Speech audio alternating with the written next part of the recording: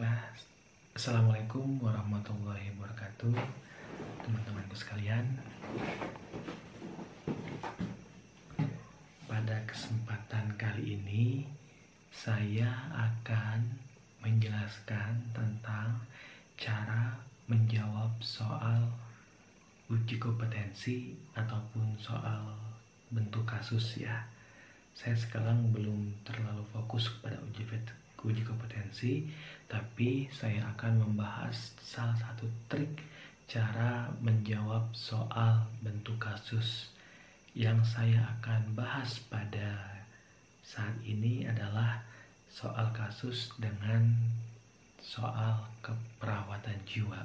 Karena sesuai dengan bidang saya akan share cara menjawabnya, baik pengalaman saya sebagai mahasiswa pertama kali uji kompetensi tahun 2014 dan sebagai dosen keperawatan jiwa.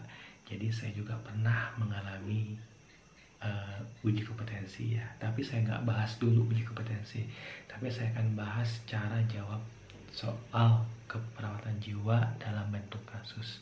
Oke, sekarang teman-teman lihat kasus di sini. Ya, di sini coba lihat kasusnya, udah kelihatan. Di situ seorang wanita berusia 20 tahun dibawa ke RSJ karena tertawa sendiri ya. Kemudian BAK di sembarangan tempat, bicaranya tidak nyambung dan tidak mau minum obat. Bicara perlahan dan seperlunya. Kemudian klien juga sering tidur dan menolak kegiatan kelompok ya.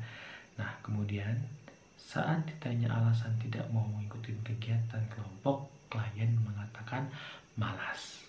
Oke. Pertanyaan untuk seperti ini biasanya, apakah diagnosis keperawatan pada kasus di atas? Nah, kalau menjawab diagnosis keperawatan, kita lihat data fokus dulu ya. Nah, di keperawatan jiwa itu kadang-kadang banyak datanya data yang lampau ya, ataupun yang tidak aktual. Contoh di kasus ini ya, itu pada saat dibawa RSJ dia tertawa sendiri, kemudian BAK di sembarangan tempat, bicara nggak nyambung, kemudian mengamuk gitu ya. Nah, itu dia data yang lamanya.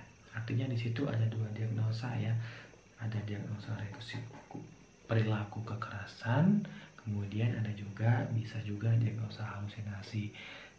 Jadi pilihan yang dicoret adalah risiko bunuh diri, pilihan C itu coret aja karena itu nggak ada datanya di atas. Kemudian harga direndah juga nggak ada, itu coret aja ya.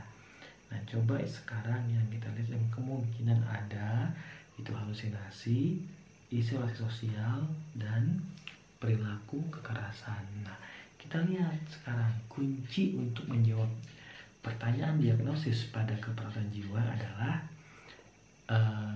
pada saat dikajinya data aktualnya. Kita lihat data aktualnya adalah menunjukkan bahwa pasien ini mengalami isolasi sosial. Jadi jawaban yang tepat untuk pertanyaan terhadap kasus di atas atau kasus yang tadi adalah jawabannya, diagnosis yang tepat adalah isolasi sosial.